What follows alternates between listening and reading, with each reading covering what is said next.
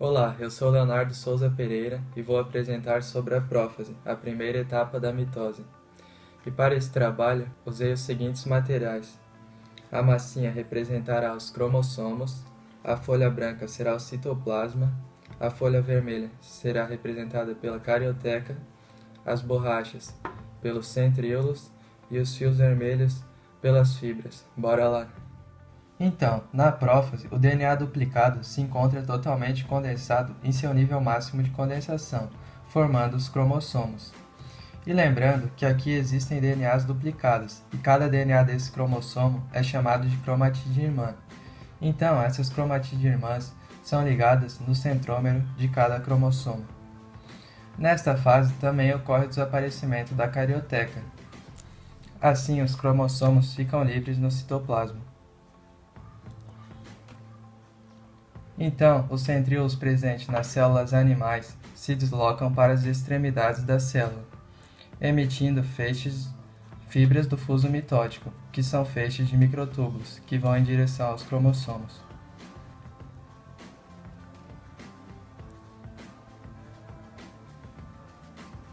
Algumas dessas fibras não vão se ligar ao cromossomo, mas vão se ligar umas às outras, dando estabilidade e estrutura durante a divisão.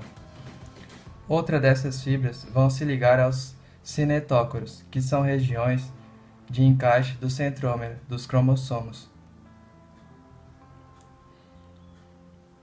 E assim vão ajudar os cromossomos a se posicionar no centro da célula.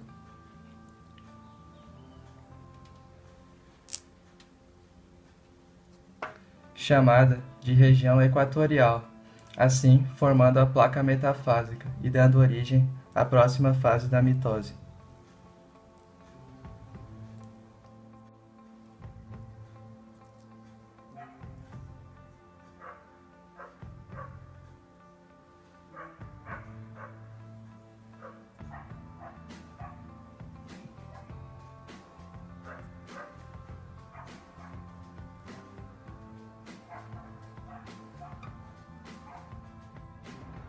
Boa noite, meu nome é Matheus Cauã da Cortivo. Eu faço parte do grupo do Emanuel, do Leonardo Pereira e do Bruno Alan. Eu fiquei com a parte da metáfase. Eu fiz meio que uma maquete de bolo meio improvisada. Explicando a metáfase, os cromossomos sempre vão se localizar na parte central da célula, onde os cromossomos, que são as bananas em amarelo, estão interligados pelos microtúbulos até o fuso.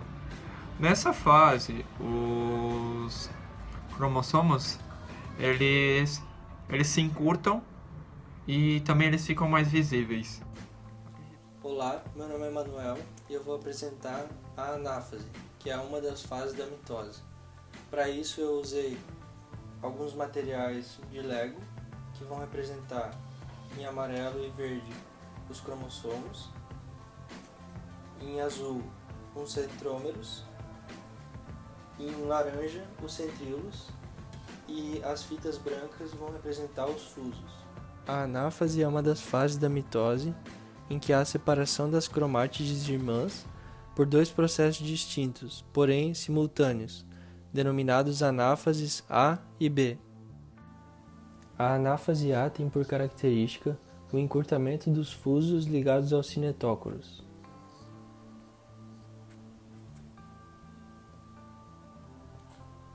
Levando à separação das cromátides irmãs.